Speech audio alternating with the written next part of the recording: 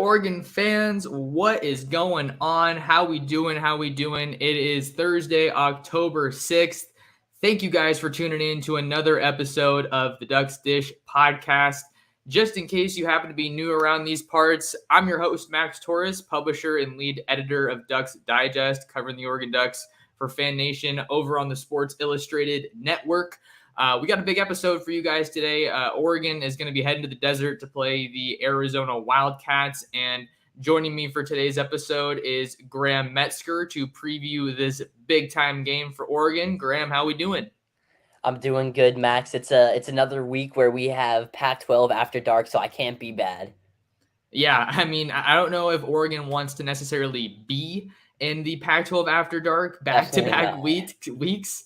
But, you know, they make for some great football matchups. So we got plenty to talk about. But before we get into today's episode, if you guys are here watching on YouTube, youtube.com/Oregon Football Max Torres in the live chat, we got Gerard here. He is he's a returner. He's a big fan of the show, and we love his support. But if you guys are here, go ahead and drop a question or comment in the live chat, and Graham and I will do our best to get to it after we get through some of the other stuff that we want to talk about.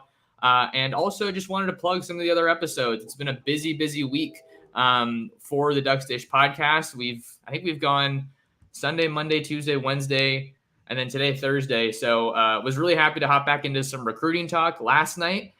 Is Oregon in for a big October on the recruiting trail? Talked about some big names that were on campus for visits last week for the Stanford game, including five-star Texas wide receiver commit Jonte Cook, Utah offensive lineman Spencer Fano. So there's plenty to get into over there. Go check those videos out on my channel or listen to the Ducks Dish podcast on your platform of choice. But yeah, so we're going to get into this game and kind of see what catches our eye a little bit, what we want to talk about, some players to know. I know that Graham did a good bit of research kind of talking about the Arizona defense. Let's see what we got here. We're going to start here stacking up Oregon's offense against Arizona's defense, because heading into this game, Oregon's offense is red hot. There's no other way to put it. Was last week's game against Stanford a flawless performance? I don't think I go that far. I know that there's a couple of deep passes that Bo Nix really probably wanted to connect on. Some of those tosses looked like they were maybe losing a little bit of steam. So the downfield passing attack wasn't as effective as we've kind of grown used to. But I think that Oregon's offense definitely has a lot of momentum in both phases of the offense. But the real story with Arizona is a really bad run defense. But on the other end, conversely, they have excelled defending the pass. And maybe that's a good place to start here, Graham. Yeah, first of all, I just want to make a note, on Oregon-Stanford game, Max. Like you said, definitely not a flawless performance. But since in the days since that game, I think I've definitely maybe become a bit more generous to how Oregon played. I think when we hopped on the podcast after a night of coverage, we were a little bit critical, but I definitely think that it was actually a strong game from Oregon. Had a lot of penalties against them, never really got that long passing game going like we've seen in the past, like we've come accustomed to. But for Oregon to be able to adapt and focus more on the rush, especially with Bo Nix, breaking off that big rushing touchdown, I think it was actually a pretty solid game from Oregon against Stanford. But yeah, this Arizona team is not very good against the run. They excel against the pass, and the best time where this Arizona defense excels is when they can cause turnovers. They are really good at causing forced fumbles and interceptions. Yeah, and that's going to be, a spark plug for any defense, right? If you can get some turnovers, get some hits on your opponent's quarterback, I think that's going to bode well for you in this game. Arizona's got to have some confidence, even though they haven't had the best season. They're coming off of a 43-20 win over Colorado, which is, I think, definitively the doormat of the Pac-12 this year. Karl Dorrell getting fired obviously isn't going to help things, but sometimes you got to know when to turn the page and move on to another head coach. But back-to-back home games is what kind of happens here for Arizona. So it's going to be interesting to see how that Oregon offense can start against the Arizona defense. Maybe we can talk about that for a sec, Graham, because Oregon has not been known, I'd say, over the past 3 to 4 years maybe we just go the crystal ball tenure. Oregon has not been known as a team that starts fast. They just haven't, not recently at least. I mean, the Chip Kelly era, sure, you could talk about that with how insane their offense was, but it seems like they haven't been known as a team that starts fast, but maybe they're turning a new leaf this year with their offense, with how well they've been able to run the ball, with how effective Bo Nix has been passing the ball, doing a really good job taking care of it. I think that they got to get started fast here, and there's some reason to believe that they can do that based on what we've seen so far. Yeah, I totally agree, Max. I think in the first quarter against Stanford, I was wanting for Oregon to put up a few more points. They were having successful drives, but just couldn't quite finish it off. And then Coda, of course, had his big touchdown catch to end the first quarter. So I definitely think that starting hot is crucial, but even more crucial and a bit more specific is once Oregon gets down in the red zone early, making sure you walk away with 6 points, 7 points instead of just 3.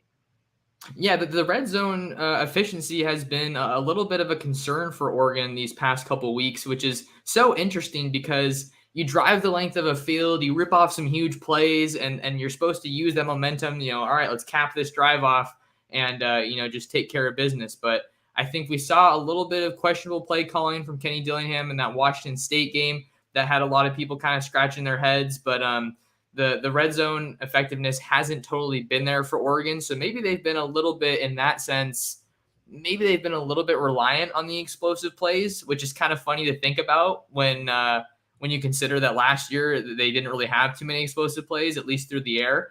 But I really liked that play from Chase Cota when, Stanford was trying to get off the field and they thought that the quarter was over. They weren't totally ready, and then they hit him with that quick tunnel screen, and Chase Cota took care of the rest. So the red zone offense absolutely needs to improve. That I'm sure that's been a big focus. The penalties certainly aren't helping them. I think that's kind of been part of what stalled some drives last week or kind of just slowed the offense down as a whole. Graham, when we're looking at this Arizona defense, you talked about them kind of thriving off of turnovers. We know that their run defense is definitely not a strength for them heading into this game. In fact, they have the number 11, so second to last run defense in the Pac-12, and that obviously bodes pretty well for Oregon. It definitely does, especially the way that Oregon's rushing attack performed last game. Bucky Irving, he was such an impressive rusher. I was in the press box for the Oregon-Stanford game, and all the writers around me, all the reporters around me just were fawning over Bucky Irving. He's just so fun to watch him run the ball. And he's not the only guy, of course. Bo Nix was the leading rusher on the day with his 80-yard rushing touchdown. You also have Noah Whittington. You've got Sean Dollars. The rushing offense should have a field day. But there are definitely still some strong players on Arizona's defense and players that, like I said, will cause turnovers. The first name that I look to is USC transfer on the defensive line, Hunter Echols. He has 6.5 tackles for loss, and he leads the Pac-12 with 2 forced fumbles this season. Yeah, he was an interesting name to see pop up, Graham, because for a guy like me that loves to sink his teeth into recruiting, that was definitely a name that I recognized. Probably a name that you're a little bit familiar with too. Being a Southern California native, I think he came from Cathedral in the Los Angeles area. I want to say they're the Phantoms. They have some sweet uniforms. I believe they're black and purple. But yeah, that's probably the main guy that Oregon's going to have to account for in the pass rush. And it's funny that it took 5 games for Oregon to surrender their first sack against an opponent this year. So Oregon's offensive line, I think, is still an absolute strength for them. Certainly one of the tops in the country. And I think that the nice thing about Oregon's offensive line is that they're going to be able to, kind of have some other guys maybe assigned to Echols, because I bet that their defensive coordinator is going to try to move him around, see which matchup favors him the most. But I don't know if there's necessarily a super definitive weak point on this offensive line, especially when we're talking about the tackles. I think TJ Bass manning down that left tackle spot has been money so far this year. Sala at right tackle has been really, really strong. So either way they try to put him, I feel like that Oregon's going to feel pretty confident about being able to open some run lanes and then defend Bo Nix. I talked about giving Sala a shout out after the Stanford game, but just the mobility that guy has, the way he can move, at 6'6". I want to say he's like 330, maybe even more. Is just astounding, and it's a tribute to the strength and conditioning staff as well as Adrian Clem and the rest of that offensive line staff. So Oregon's offensive line, I think, is definitely ready for a matchup against this defense when it comes to the pass rush and certainly the run. But maybe the better matchup is going to be in the back end, Graham, with some of these wide receivers that Oregon has going up against a fairly strong Arizona secondary. Yeah, and first of all, I think that stat about Oregon not giving up a sack, that was very popular, and I was surprised that not that stat ended, but that Oregon gave up their first sack to Stanford. I was definitely not expecting that out of all the teams that they've played so far, but it'll definitely be interesting to see how Arizona accounts for all the receivers that Oregon has, because one thing that Bo Nix has been so good at this year has been spreading the ball around. Yes, he does have his favorite targets in Troy Franklin, Terrence Ferguson in the red zone, but he's comfortable throwing it to pretty much any of his reads, which makes it so hard for defenses to get on top of that. In the Arizona secondary, the best player they got is Jackson Turner. He's been with the team for a few seasons now, unlike Eccles, who we said is a USC transfer. He's got Turner has 24 tackles and forced 2 turnovers in the first 2 games of the season. So definitely watch out for him at the safety position to come down, lay a big hit, or grab an interception. He's a ball hawk. Yeah, and the names don't stop there either. I mean, there's a couple other guys that kind of stick out to me. Another one being Christian Roland Wallace, a junior, 6 foot, 205 pounds. I think that the secondary, they match up pretty well size-wise with Oregon and some of the guys that they have. I'm looking at another guy that is familiar, Ephesians Prysock from Corner Canyon Country, Bishop Alamany. He's one of those longer defensive backs that Oregon was going after. USC was going after, I believe. So they've brought in some pieces Jedd Fisch has on both sides of the ball, but definitely on defense, or maybe where some of those guys can kind of fly under the radar, because Jedd Fisch, I think, is more so known for his offense during his time in the college football ranks. I think I saw something today that said that Jedd Fisch was actually being looked at for the Oregon OC job when Mario Cristobal ended up hiring Joe Moorhead. So that's kind of an interesting dynamic to add into this game. But I wouldn't be surprised if Arizona maybe tries to not blanket their coverage, but certainly zero in on Troy Franklin, just with the huge season that he's had so far. So maybe this is a game where we see some other guys like Terrence Ferguson, Chase Cota, Chris Hudson, Dante Thornton. I think this could maybe be a breakout opportunity for Dante Thornton, because he has a tremendous skill set. He's probably Oregon's tallest wide receiver. He's super fast. Get that guy the ball in space sometimes. And we haven't seen too much from Seven McGee either. So I don't think that it's concerning that we haven't seen a whole lot from those guys. I just think that, the connection that Troy and Bo have built has been so strong, so consistent, so reliable that it's like, if it's not broke, don't fix it. But Oregon's balance of offensive weapons is certainly something that I think favors them coming into this game. And I'd love to see see a different receiver that we maybe haven't seen or heard from too much this week, kind of really step up, maybe make some big plays. We know it's a road environment, and Oregon hasn't won there since 2011. So plenty of interesting dynamics at play for this Oregon offense when they head to the desert. Yeah, there are. Max, I'm sure you could touch on this more, and we will definitely talk about it more once we get to once we get to Arizona's offensive side. But since Jedd Fisch has come in, Arizona's recruiting game has taken just 2 huge steps up. I think they were really one of the lower teams in the Pac-12 when it comes to getting high-tier recruits, and they're in contention for a lot of California's best targets, a lot of the West Coast targets. Like I said, we'll definitely talk about one guy once we get to the offensive side. But it wouldn't be a bad idea at all for Arizona's defense to go all out and try and limit Bo getting the ball to Troy Franklin. Oregon definitely has the weapons to get over that. I don't know what the deal is with Seven McGee. I know he got ejected for fighting, and I say that with air quotes. It was very weak fighting call if you saw the call against Stanford. Did you see the video, though, that came out after Just where after he hit the guy in the helmet? yeah, because I was in the same boat. I was like, what the heck is going on? Cutting between camera angles, it was a little bit hard to see kind of what really happened, and then that video came out. So I think that it wasn't like oh my god, I can't believe he did that. But I think once you kind of saw that video, you understood it a little bit more. Yeah, definitely. To me, he was standing up for his teammates. I didn't think anything that Seven did was egregious or Yeah.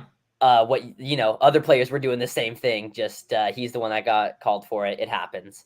But I would love to see Seven get more involved. He's so dynamic once he gets the ball in his hands. I really liked Max how you said Oregon got Chase Cota that screen and he took it to the house. I'd love to see more of that because Oregon has so many capable receivers. Dante Thornton definitely should use his height. Seven McGee use that speed.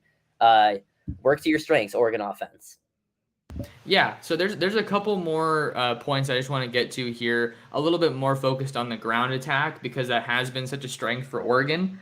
I think what's so interesting is it almost feels like there's a 1A, 1B kind of deal in the backfield. Like we know that Bucky Irving is the lead back. I mean, that dude is slippery. He runs hard. He's fast. He's got good burst, incredible body control and balance, but the numbers really aren't super definitive. I mean, the top three rushers in order here are Bucky Irving with 362 rushing yards, Bo Nix with 261 rushing yards, and then Noah Whittington with 244 rushing yards.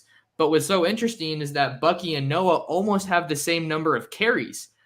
Noah has 46 and Bucky has 48. So there's really not that much of a discrepancy here, and there's not that much drop off, Graham, quite frankly, when they need to swap another guy out. Bucky is averaging 7.5 yards per carry, which is nuts. Like you could maybe see that being a little bit of a jaded number in a game, like an isolated one sample, but he's played in 5 games and he's still averaging a crazy average 7.5 yards per carry. And then Noah at 5.3 yards per carry is super respectable.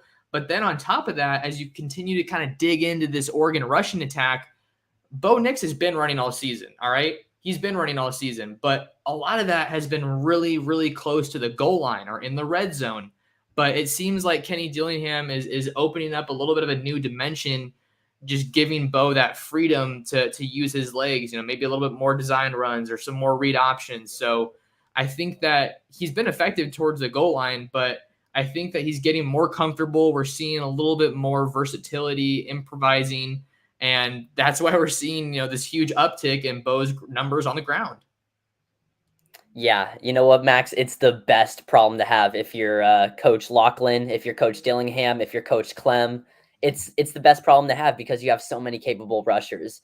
I think that if you watch an Oregon game, the eye test will tell you that Bucky Irving is the best running back on the team. The way he rushes, he's so versatile. He's strong. He's fast. He breaks tackles. He's got it all. But the Oregon, multiple running backs or multiple rushers on this team are above 5 yards per carry. It's because, you think you've got a handle on one of them, you throw in the other. You think you're starting to tackle Bucky Irving, throw in Noah Whittington.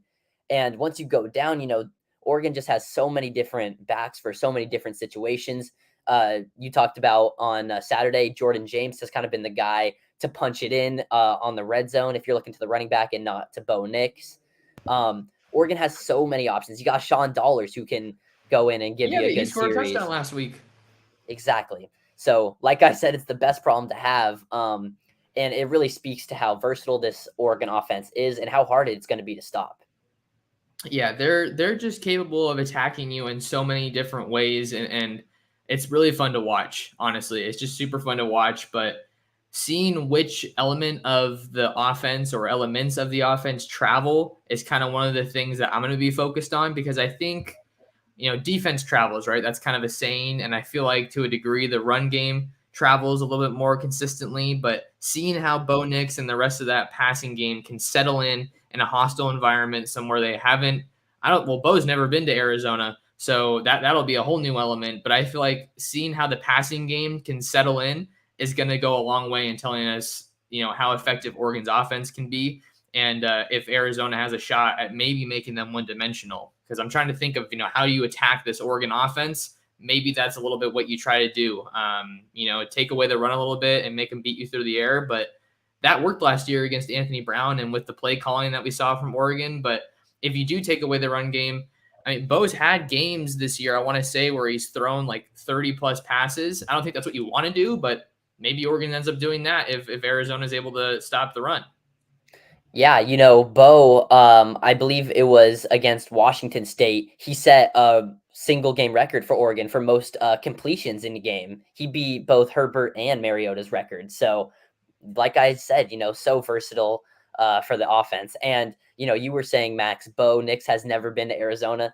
I know someone who has, Kenny Dillingham. He's an Arizona guy. If we're worried about Kenny Dillingham being maybe a name thrown around for the Arizona State head coach job, then you better be able to win in Tucson. Yeah, no doubt about it. That's a whole nother element that's pretty interesting. You see some more rumblings and, whispers about his name picking up some steam in the coaching search. But unless you're like super plugged into either program, it's a little bit hard to tell. But I feel like it just makes this season that much more important for him as a play caller, as an offensive mind. Before we switch over to talking about Oregon's defense against Arizona's offense, any final thoughts from you, Graham, that you kind of just wanted to throw in here or maybe didn't get to say? Not much, Max. I think it's going to be hard to stop this Oregon offense. They're on a serious roll. This Arizona defense is not one of the brightest in the Pac-12. I think that, maybe the heat of the desert in the late night, that Oregon hasn't won since 2011 is the best thing that this Arizona defense has to defend themselves against a red-hot Oregon offense. Yeah, so we'll have to see how that offense looks. I wonder if they win the toss, if they just take the ball right away, or if they go a little bit more conservative and defer. I'd love to see them win the toss and take the ball right away and just punch them in the mouth, set the tone, and just be aggressive. Because while the defense maybe hasn't been as strong as you'd like it to be, certainly I don't think it's a situation where like the defense is carrying the offense. You could probably make a better case that the offense is carrying the defense. I'm not saying that's what's happening, but just in terms of balancing the team and kind of who has more strength right now. So I'm going to be interested to see where Oregon's offense kind of goes to work and how they attack Arizona on defense. With that, let's switch things up a little bit and let's stack up Oregon's defense against the Arizona offense, because Arizona's offense has been pretty potent so far this season. They're averaging 32 points a game, and they've scored 30 or more points in all but one game so far this year, coming off of a win 43-20 over Colorado, which was a really good performance for them. I don't know how much stock you can put into that because Colorado is struggling, kind of like we mentioned, but they're taking care of business on offense, and that's definitely where Oregon has to do a majority of their game planning. Yeah, this is what's going to make it a game, if there will be a game on Saturday night. Arizona's passing offense has been one of the brightest in the conference, and statistically, Oregon has given up the most passing yards per game in the Pac-12. So it should be an interesting dynamic. Obviously, there's more to it than just the numbers like that, but it'll be very interesting to see. Yeah, and that's where Oregon's been the most vulnerable, but there's been steady signs of improvement, whether it be the pass rush or some of the coverage in the back end. Christian Gonzalez has really been the story of Oregon's secondary so far this season. I want to say that I was hearing or seeing some stories today about a recent PFF mock draft that had Gonzo going at 10 to the Patriots, which is pretty crazy for this NFL draft. So wow. He's definitely getting some buzz as one of the top corners in the conference. But now that we've maybe gotten deeper into the season, I think some of that conversation has been able to expand and broaden out a little bit more, saying that, hey, there's a legitimate shot that this guy could be the best corner in the class, which is insane because I don't think that there's been a guy with that kind of buzz, that kind of acumen or skill set in the defensive back since Javon Hollins in the defensive backfield, but particularly at corner. I think that Mykael Wright and Thomas Graham kind of had some of that buzz, but it fizzled out a little bit. I mean, I don't want to be super critical, but I'm of the opinion that Mykael Wright regressed each year he was at Oregon. after just having a stellar freshman season. But yeah, this Arizona offense is something special. Even though it was just against Colorado, this I believe was Jayden de Laura's best game of the year so far. If we're just looking at Arizona's quarterback, 33 for 46, 484 yards and 6 touchdowns. So he's definitely just lit a fire under this offense. He's really fun to watch. When he was at Washington State, it felt like there was a chance for them to kind of score every time they had the ball.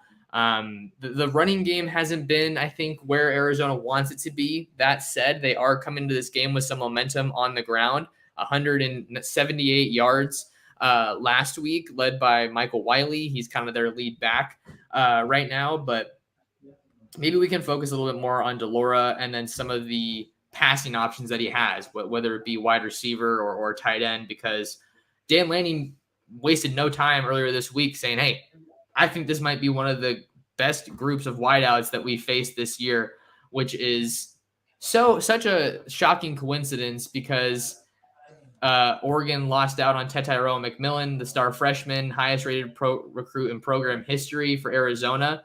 And then I saw another kind of funny note. I saw someone who covers Arizona that I follow. They said Tetairoa McMillan is speaking with the media this week, the week they play Oregon. So that's kind of a shocker.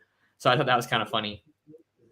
Yeah, real big coincidence there for Team Max. I know we were both following along really closely when McMillan was committed to Oregon. We were really hyped, and when he decommitted, I know, at least speaking for myself, it stung. It stung for sure. It was kind of he decommitted during the time when Cristobal left, and it kind of felt like the whole world was falling apart. All the players were hitting the transfer portal. It's been a long time since then, and definitely more confident in the Oregon program now. But Jayden de Laura has been playing excellent. He's been the second best quarterback in the Pac-12 in all the main statistics: passing touchdowns, passing yards, just behind Michael Penix from Washington. He's been excellent.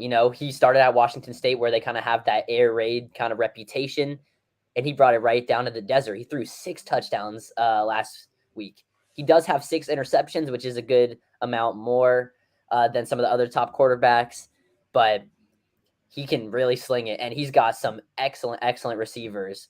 Another one that kind of stings to talk about for Oregon Ducks, Jacob Cowing. He was a transfer, I believe. Max, correct me if I'm wrong. He was considering Oregon once he was transferring. Obviously, he didn't, and now he has an FBS leading 7 receiving touchdowns this year, and he leads all Pac-12 receivers in receptions, yards, touchdowns. He is a beast. Yeah, and the thing with the Arizona offense is that we have enough of a sample size to show that it's not just, an isolated performance. Granted, however, they haven't played the best opponents, but they're starting to get into, the Pac-12 slate, obviously, like the rest of the conferences. But they've only faced Cal and Colorado, and we should have said this when we were talking about Arizona's defense. Cal hung 49 points on them. Do you know how awful Cal's offense is, aside from Jaden Ott, who was a former Oregon commit, by the way? Fun fact, if you follow recruiting. So I think that's why I feel like I predicted that Oregon's going to score over 40 points, but we can get more into that later. But we're talking about this Arizona offense. Jayden de Laura, to your point, Graham, hasn't necessarily excelled at taking care of the football, which is super important, especially for an Oregon team that I think is finding more playmakers, I think, week to week. DJ Johnson missed the first half against Stanford, but then once he got back in, he was really he got a pair of sacks. I want to say he got at least 1 sack, and Brandon Dorlus had 2 sacks. So they're finding some parity on that defensive front, being able to move Dorlus around. DJ is going to be available right out of the gate. Still waiting to see if Justin Flo is going to be available. Lanning said that he was trending in the right direction. As we know, he's been battling injuries during his college career, but that'd be a big piece for them to get back. Loved how Noah Sewell was coming on the blitz a lot last week. So they have guys that are going to be able, I think, to get after de Laura and get some hits on him, get him uncomfortable, and make it harder for him to settle in. But maybe they got to capitalize on those turnovers. If they are able to get turnovers, need to have that confidence in the offense to finish those drives, because I feel like it's an underrated aspect when a defense is able to get a turnover and then the offense just can't capitalize on that. Like, I don't think it's detrimental to a team, but it certainly doesn't help your confidence either way. But yeah, these receivers, Graham, are legit. They are absolutely legit. Jacob Cowing, he's scored in every game he's played as a Wildcat. And I was watching some of the Colorado highlights earlier today. Jaden DeLora really fired that in there on the slant that he caught for a touchdown. This was a game for about a quarter or so, I want to say, against Colorado last week. But the guy that I didn't really know too much about, I knew about T-Mac. I knew about Cowing just with how explosive he was. Dorian Singer. Dorian Singer is doing really well. He only has 9 catches on the year, but he has 163 yards. And, or no, I'm sorry. I think that was the game against Colorado that I was looking at. Just Colorado. Yeah, he had 9 catches for 163 yards and a touchdown. Cowing had 12 for 180 and a touchdown. So Dorian Singer is absolutely a big play wide receiver, a vertical threat. He had a crazy one-handed grab from just a dot from Jaden DeLora. But this group of receivers is 100% going to test Oregon secondary, specifically their corners, because they're still looking for that guy that they can rely on at CB2 behind Gonzo. So I would think that they're going to put Gonzo on Cowing. Yeah, I think that would be smart. Cowing, despite the talent that we're talking about in this Arizona wide receiver room, Cowing is still the best. And I do think it would be smart for Gonzo to follow him all game. Max, I'm like you. When I was doing my research for this Arizona game, I was not expecting to go 3 receivers down before I found McMillan. Dorian Singer, currently second in the Pac-12 in receptions and yards, just behind his teammate Jacob Cowing. But he is absolutely a wide receiver 1 on a lot of Pac-12 teams this year, I think. And the fact that Arizona has 3 capable receivers just to start, not even looking at a tight end room or anything beyond just the first 3 on the field, it's going to be a serious test for Oregon's defensive backs. And like you said, Singer had some really nice catches. We know Cowing has the ability. We know McMillan has the ability. Just playmakers all around the ball. Yeah, and the thing with Wiley too, as I kind of dig into more of the stats, he's not a superstar kind of back, but he did have 5 catches in this game against Colorado, and he scored 2 receiving touchdowns. So Arizona's confident in getting guys involved in both phases of the game. I know T-Mac had a reverse double pass to Jaden DeLora in that game against Colorado. So admittedly, I wanted to watch more highlights than I was able to before we hopped on here.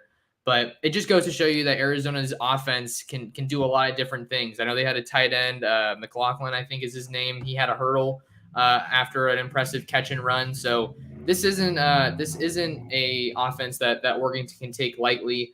But they definitely have some momentum given their game against Stanford. Kind of like we were talking about with this Colorado game for Arizona. I think we can't take too much from the Stanford game because that mesh offense is a total mess for Stanford. But admittedly, Oregon had some areas where they performed really, really well. But you just can't take too much from one single game, I think, especially when it was a team that Stanford that hasn't won that hasn't beat a Power 5 team, I should say, since they last played Oregon in 21. But this case in point, this Arizona offense has a lot of playmakers and is going to be Oregon's biggest test on the outside, I think, at wideout, probably since they played Georgia, because they did a really good job against Stanford, who has some really, really good wide receivers. But I think that Arizona is up there in terms of the best wide receivers in the Pac-12. You also have USC and Stanford in the conversation, and you got to give Oregon in that conversation too. Yeah, definitely. Max, I think you bring up a good point. Let's not put too much stock into Oregon winning comfortably against Stanford. But if we look against Arizona's opponents, I'm not sure who is the best team that they've beaten this year. They barely won by 3 points against North Dakota State, who is a good FBS team, but an FBS team nonetheless. FCS? Oh, FCS, excuse me. Like you said, 49 points from that California Golden Bears offense, and they were able to beat Colorado, which I would be a bit surprised if Colorado beats any Pac-12 team this year. I think the best team that Arizona's beat was the first week against San Diego State, but there's a lot of difference in between the opponents that Oregon and Arizona have faced to start the season. Oregon's already faced 3 ranked opponents, but nonetheless, this I do think outside of Georgia, this will be the best test all season for Oregon's cornerbacks.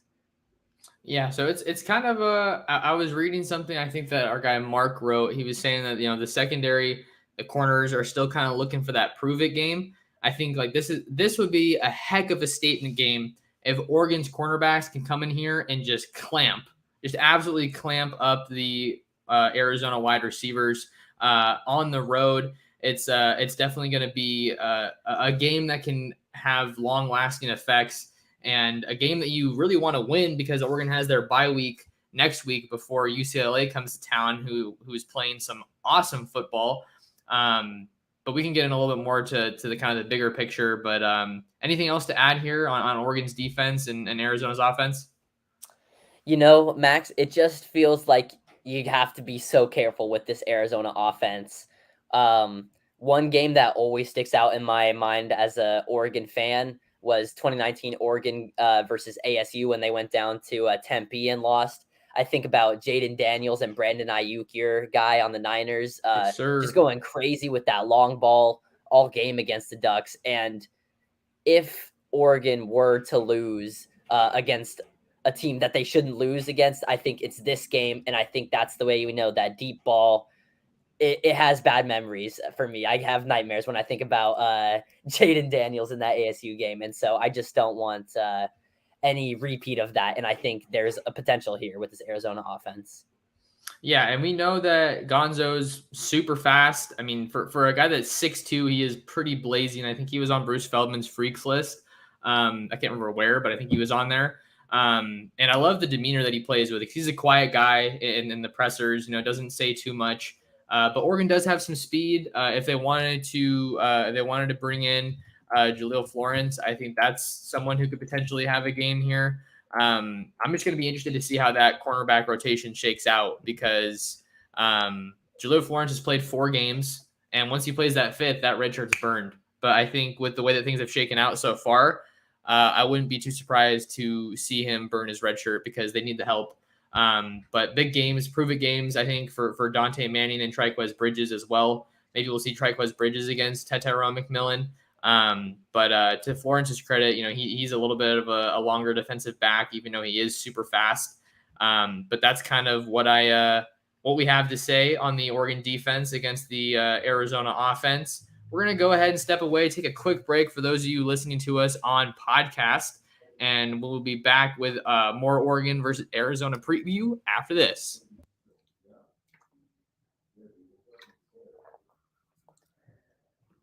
Welcome back to the Ducks Dish Podcast. I'm your host, Max Torres. That's Graham Metzker. We are continuing our preview for Oregon football against Arizona. Going to throw in a little bit of a new segment.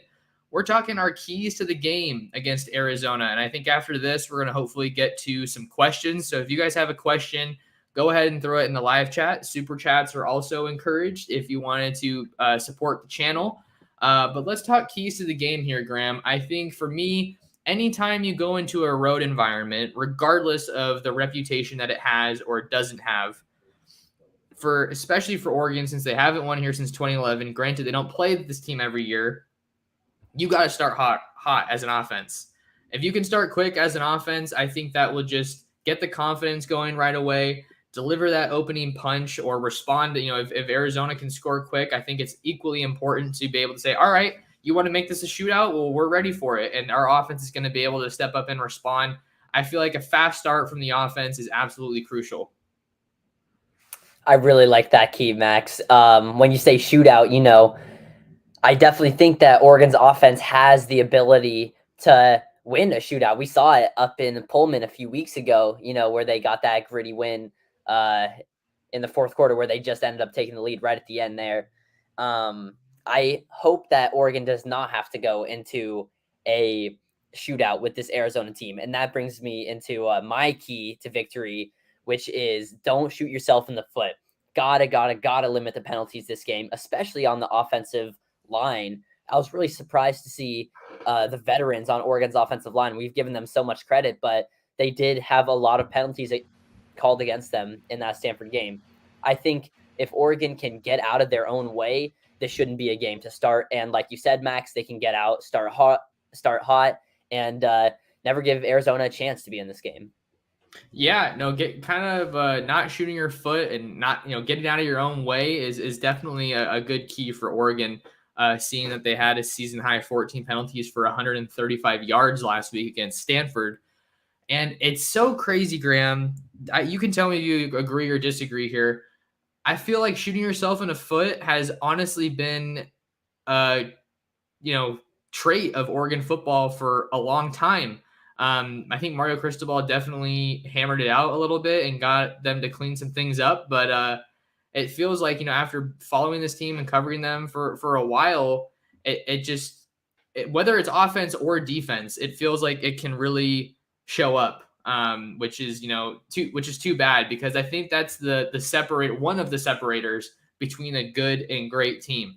I think Oregon's a good team right now, but being able to pass this test, you passed some big tests against BYU on the road against Eastern, and now you got a big road game against Arizona. This is going to be a game that I think can kind of go a little bit further this season in the big picture, and will kind of help determine a little bit more of their trajectory. Are you going to be a good team or a great team? Great teams play clean football. They don't get in their own way, and they have control over their emotions, which is one of the comments here. You said it perfectly, Max. Great teams don't have 14 penalties against them. And I totally agree with your first point. I was talking about nightmares that I have about past Oregon games. Definitely think about that 2021 Stanford game. Michael Wright with the penalty against him. Was it fair? Was it actually a penalty? Who knows? It was called a penalty, which is what we all remember. So that definitely has been a trait. And I feel like for Oregon teams in the past, at least since I've been following, with Cristobal in the past few years, there's always been just that one missing step, that one missing link in the armor. Maybe it's a bad game, maybe it's a missed penalty that ends up blowing the game.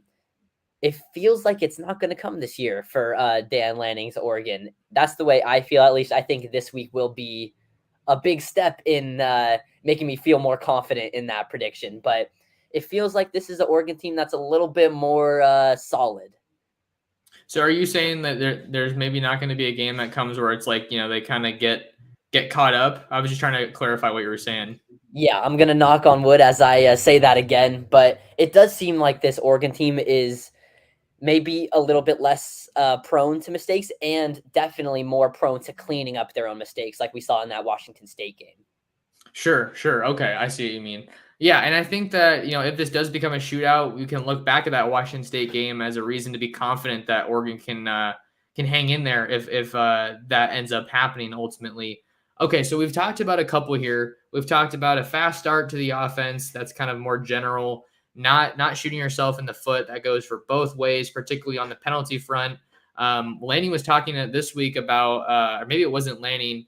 He was asked about it, but I think Troy Franklin was the one who initially noted it, about how they're kind of implementing some accountability measures in practice. If someone has a penalty pre-snap or whatever it is, they get pulled out and they have to do some up downs, is what Franklin was. I might be paraphrasing a little bit, but that's what Franklin was saying. So it's interesting to see that they're trying to implement some measures to try to clean this up. It's not just lip service.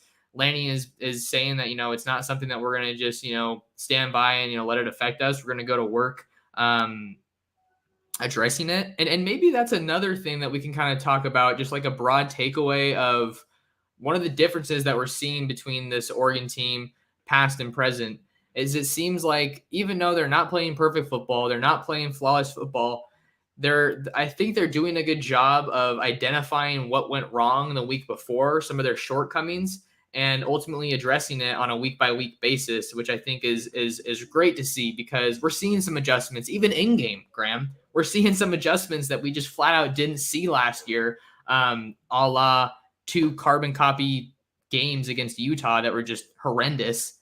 So I think that that's something that you got to give Dan Lanning and his coaching staff credit for, especially being as young and new as they are, working collectively. as it seems like they're doing a good job of addressing issues that kind of pop up week to week. But also we got to mention how there's been some sloppy tackling that continues to be an issue. Yeah, I love how Lanning has made his team accountable. I definitely think that he has been upset about the missed tackles as well. But one note that kind of proves your point about the up downs that Troy Franklin was saying, no dancing during shout last weekend in Autzen Stadium. Even though Oregon was up by multiple scores at that point in the game, there was no dancing, which, some Oregon fans will be upset, but I think all Oregon fans will be happy with the win, most importantly.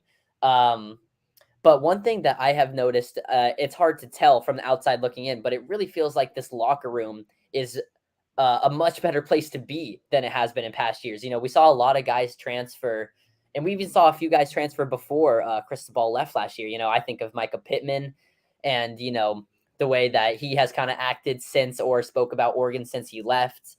It leads me to believe that the Oregon locker room last year was not the best place to be, but it feels like everyone's having a good time now, especially when they're winning. Lanning comes into every press conference after the win. He says, that was fun, right? So it just feels like a more together group this year. Yeah, and that's something that I've heard too, just from talking to some people around the program, is it seems like it's a more fun atmosphere that players are enjoying being out there. But obviously Dan Lanning's doing a good job of keeping the main thing, as the adage goes. We're still here to play football. We're chasing the Pac-12 title, and they should be chasing aspirations even greater than that, and that's still within their sights with how the season's gone. But let's stay there for a second, Graham, on one of your previous points that kind of goes along with discipline and tradition, because I think that was kind of one of the notes from last week, having the players not participating in shout, because that has been such a cherished tradition for Oregon. And I always think about Troy Dye dancing during shout, Oh, yeah. Various players, but maybe it's a good call to do that until you're playing more disciplined, clean games. You kind of got to earn. Maybe that's the message that he's sending. You got to earn the ability to, the privilege to celebrate during shout. But it also makes sense of why you wouldn't, because it's like, why would you? What is it? You got to make sure the hay's in the barn. You don't want to celebrate the win until it's in reality a win. What do you think about that? And then you guys got to let us know in the chat what you think about players not dancing to shout, because that's an interesting change that we really haven't seen. Yeah, it caught me by surprise. Lanning after the BYU game, he said that he wanted to figure something out about what to do with Shout because he felt like BYU kind of came back in the game in that fourth quarter after Shout played. So first of all, credit to Lanning for sticking to his word. In the past, as a student in the student section, I would feel like sometimes Oregon goes into the third quarter or heads into the fourth quarter, they're down, they're out, and then Shout plays and it's a whole new game. I was at the Rose Bowl in 2020, and they were nice enough to play Shout after they played Jump Around for Wisconsin, and it changed the game, and Oregon ended up coming back and winning in the fourth quarter. So I like the comment that you put up right here. I think at the end of the day, you got to earn it. It shows solitude. I don't know. It shows being together, kind of like I was saying before, that the whole entire Autzen Stadium is dancing, having fun. You're up by multiple scores, and the Oregon players are just locked in, not moving. It's kind of cool to see. I love to see Troy Dye dancing. Cyrus Habibi Likio, I think of dancing on the sidelines. But I think it also still looks cool, them just standing there ready for the next play. And I think overall, if Lanning has a better hold on his team, nobody's going to be complaining. All right, I have two more keys to the game that kind of came to mind on the fly here. One of them might be a little bit obvious, but I think establishing the run. Establishing the run has to be a key for Oregon, because that's a weakness for Arizona. And if you can establish the run, it's going to make it easier to pass. That's kind of just, football 101, right? That's the basics. But do what you're good at, and then see how they can kind of respond and what comes from that. So I think if Oregon can establish the run, that's going to be a big key for them. Establish their bread and butter. Lanning talking about how the O-line's been a strength all season, so no reason to go away from that.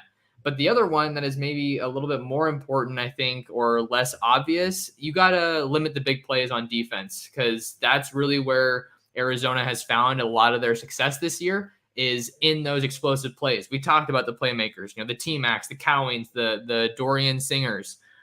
They have a lot of weapons on this team that can really fire them up. And if you can, limit the explosive plays, then I think that it's going to put less strain on your defense. So I think there's a lot of pressure on Oregon's defense to just try to contain Arizona. I don't think you want to come into that bend don't break mentality, because that doesn't. I don't think that's a good place to be at long term. But if Oregon can do themselves a favor by limiting the big plays with Arizona, finishing the sacks too, like when you can get Delora down, get him in your sights, you gotta make it happen. I really agree with you there, Max, because we have been giving this Arizona wide receiver room and passing game a lot of credit, as they deserve. But for Oregon, if you start looking down the line to the games where you want to be in, the Pac-12 Conference Championship against either Utah or USC, who we both know have deadly passing games, can definitely burn you down the field, and maybe even further past that Pac-12 Conference Championship game, you're going to face some big passing offenses. So if Oregon wants to really have as much success as they can this year, it's going to have to start here. They're going to have to show that they are not going to get smoked over the top every single play. Absolutely. All right. So I think we're doing pretty good on keys to the game. Have around 10 minutes left in the show. So if you guys have a question, I want to get to some of these questions and comments, so we can get you guys, involved in the show, engaged with the show. So hopefully you guys have stuck around. But if you have some questions, throw them in the chat, and we will try to get to them before we get out of here. This one coming from Cameron Matthew. Quick question, probably off topic, but hope you guys are having a great day. Hope you're having a great day too. But my question is, when is the last time Oregon had two dominant pass rushers? That is an interesting question for sure. Part of me wants to think a little bit back to the 2019 season, and I don't know if I would say they were both dominant, especially because KT didn't really start and really get solidified until kind of the back half of the season. But Kayvon Thibodeau was obviously real solid when he got his footing. But I think Lamar Winston was pretty solid too, coming off of the edge for Oregon, kind of a guy that maybe gets a little bit forgotten. But I think about him, those two guys, and when Oregon made that run to the national championship, when they eventually lost to Ohio State, I think about DeForest Buckner and Eric Armstead, but those weren't really edge guys. They were more so interior. So the last time they had two, that's probably the best that I have for you. I'm a little interested to see, if you have any different opinion there, Graham.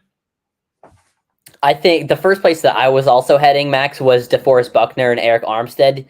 Yes, they were not edge rushers, but they were just so dominant, so good at wrecking the play from the middle that it made the work so easy for the edge rushers, and they were getting after the quarterback like edge rushers, basically. So DeForest Buckner and Eric Armstead, really the example for defensive line excellence for Oregon. But I would say the best two defensive edges, actual true edge rushers, was last season Kayvon Thibodeau and DJ Johnson. If DJ Johnson is the best edge rusher on this team right now, I say Kayvon Thibodeau is the best edge rusher Oregon has seen, period. I think that those two on the field together, I just wish we could have seen more of it, and that DJ wasn't splitting his time at tight end. But I think Kayvon Thibodeau and whoever was on the other side of him was seriously elite, because a lot of times teams, to make up for KT's dominance, would send two guys over. That made it a lot easier for DJ Johnson, Braden Swinson, Noah Sewell to get after the quarterback. So my answer is Kayvon Thibodeau is your edge rusher, and whoever else you want on the other side. Yeah, that 2019 defense was a scary sight, without a doubt. The other guy that comes to mind is Justin Hollins, who's on the Rams now.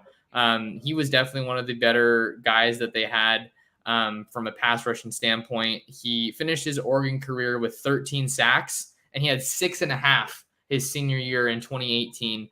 And he also finished with 36.5 tackles for loss, with double-digit TFLs in 2017 and 2018. So not the best moments for Oregon record-wise in those 2 years, because they were in a coaching transition, but got to give a shout-out to those guys. Justin Hollins was special, and he's still doing his thing with the Rams, which is awesome. Question from Gary Metzger from Graham's Pops. Shout out to Gary. Gary asks, are you two concerned the Ducks might be looking past this game with UCLA coming to Autzen Stadium and perhaps an ESPN game day crowd? If UCLA and Oregon both win this week, they will both be undefeated in conference play heading into that week 8 matchup at home in Eugene. But no, personally, I don't think they are. After talking to the players and listening to what they had to say and Lanning, I don't think Oregon's looking past this game. I feel like Lanning has them, laser focused on this Arizona game. But I can definitely see the appeal because, that UCLA game is looking very enticing right now. Pops, I love you, but I don't think the Ducks are concerned about this one. I think Lanning really has his team solidly on a game-to-game basis. That can be some lip service that coaches say, but I do believe it from Lanning. Oregon, I think, will go down, keep their heads down, handle their business in Tucson, but let's let UCLA handle their business too. They got to beat Utah before we can start talking about a college game day crowd coming to Eugene again. So I think Oregon's got their heads down, and UCLA should be feeling the same way. Yeah, so that's going to be a good one. Oregon's got to take care of business in the desert, and I think that there's good reason to think they can take care of that. I got 2 more questions I want to get to. I know as we close in on the end of the show, Gerard with a question here. Multiple coaching staffs in a row for Oregon have struggled in Arizona. Is there a vortex in the Grand Canyon that we fly over, or do you think there's a logical reason for our issues in the desert? This is an interesting question because, like you talked about with the Arizona State game in 2019, Graham, obviously that was a different team, but still in the desert. The desert, it hasn't spelled disaster. That's an interesting alliteration opportunity. Ducks, desert, disaster, lots of D's. But I don't know. I think that it really comes down to, where maybe the Oregon just gets caught at the right time with some of these teams in the desert. I think it has to do with consistency, with discipline, with cohesion, being able to, be on the same page as the guy that you're lining up next to. And not letting the moment get too big for you. I think that, I don't know if those are logical reasons, but those are all components that go into any game. But specifically for Oregon, I think when they have to hit the road and go to Arizona, it hasn't treated them nicely. So I think that this is an opportunity for Oregon to kind of turn a new leaf. And I feel like I've said that a couple times this show, but to turn a new leaf and show that we're on that Oregon is a step closer to going from that good to great. Not that Arizona is some phenomenal team, but win the games that you're supposed to win. And this is absolutely a game that Oregon should win. But it's a matter of how difficult do they let Arizona make it on them? And like we were talking about earlier, how difficult do they maybe make it on themselves? Yeah. It's interesting, Max. The talking points that we've had over the past few weeks. Stanford, Oregon. Stanford had been a thorn in Oregon's side for the past years. Now we're on Arizona. The Ducks haven't won in Tucson since 2011. It's like Lanning and his team are kind of smoothing over all of the past mistakes of Oregon Ducks teams, where they would lose the games that they shouldn't. But after Lanning wins these games, after he easily beats Stanford, and hopefully, probably thinking that Oregon will win this one, they're not going to get the credit that, all this hype was building up to, all the bad juju around Arizona, the vortex in the canyon. I think that after Lanning comes through, we won't have these narratives as much anymore. And I think he's going to get rid of that vortex in the Grand Canyon this weekend. All right. Well, it's another opportunity for Oregon to take a step in the right direction. Nice question. Nice comment here. No question now. Just keep bringing the good commentary. Appreciate it. Last question we have is from Mikey G, my guy. Mikey G says, hey, Max, is Arizona's success mainly due to DeLaura? Otherwise, I don't know what's hugely different about the team from last year. And they were one of the few teams that we blew out last year. Yeah, I think that's certainly where the success starts. If you can find the right trigger man for your offense, we know how huge of a difference it is. I mean, look at Oregon. Now that they have Bo Nix and he's been doing really well. But you think about the Arizona quarterback room last year, it was a disaster. They were rotating guys in all the time. I think they had 3 different quarterbacks. someone can fact check me on that. I think they had 3 different quarterbacks play when they played Oregon last year in Eugene, and Oregon was kind of playing down to their competition in that game. And then Bennett Williams had a pick 6. It felt like Arizona was just giving the ball away practically on offense. So I think just having the right guy running the show on offense is so critical, especially when you're a team that is rebuilding like Arizona is. I think if you get a guy like Jayden de Laura in there early too, I think he's only played 1 season. You can kind of bridge the gap a little bit and kind of accelerate your maturation. So I feel like that's the main difference. And they also got some really good pieces out of the transfer portal, like Graham and I have talked about, and some of those weapons like Tyrone McMillan coming in, Jacob Cowing coming in. Both of those guys weren't with the team a year ago. So sure, they had weapons last year. I can't remember the name of the wideout that they had, but he was really good in the return game last year as well. I'm going to see if I can find it on the fly here. But he was one of the better players, kind of like a Brandon Rice deal where it was just a struggle for everyone else. But when he touched the ball, it was really good. And my Wi-Fi isn't cooperating with me. Oh, there we go. Okay, hold on. Bear with me. This is bothering me. Oh, Stanley Berryhill. He was nice. He was like one of the best players on Arizona's offense last year. So I think that they had weapons, but they couldn't get the ball of those weapons. And now they have more weapons and a guy who can actually get them the ball. So I would say, yeah, most of their success definitely lies there. And then also their strong pass defense, but that hasn't really been tested yet. Yeah, I think, it's easy to say, oh, you just changed quarterbacks and it's a whole new world. Jayden de Laura was already one of the better quarterbacks in the Pac-12. And last year against Oregon, Arizona's quarterback was Jordan McLeod, which, all due respect, I do not remember him at all, but he threw 5 interceptions against Oregon last year. I'm not expecting Jayden de Laura to throw 5 interceptions this year. He's got way better weapons. How about Jacob Cowing, leads the FBS in receiving touchdowns? How about a 5-star wide receiver recruit, T-Mac, like we've been talking about, McMillan, flipped from Oregon? It's not a lot of different pieces, but the people that are different are really impactful for this Arizona team. Absolutely. All right. Well, Graham, we hit the hour mark, which is awesome. Where can people find more of you if they want to, connect with you and follow the work that you're doing covering the Ducks? Hit me up at my Twitter, Graham Metzker. Got my tag right there. I'm doing a bunch of work for Ducks Digest, a bunch of work for the University of Oregon student radio station, KWVA. So for all that, go check out my Twitter. Absolutely. So you guys make sure you tap in with Graham. If you want to find more of me and my work covering the Oregon Ducks, college football recruiting, you can follow me on Twitter at mtorresports. That's the best place to tap in with me. And if you guys are here on the live show, greatly appreciate you guys stopping by. Like the video, subscribe to my channel, Oregon Football Max Torres on YouTube, and share the Ducks Dish podcast. And don't forget to head on over to ducksdigest.com to find all of our written content. We're also sharing out our photos and pressers from the rest of our team. So we got a special deal going on over there, and I'm really excited about the direction that we're headed. But yeah, that's about all we have for you guys today. Oregon heads to the desert to face the Arizona Wildcats. Kickoff set for 6:00 Pacific Standard Time, and we'll have your coverage for that game. And we'll catch you guys in the next episode of the Ducks Dish podcast.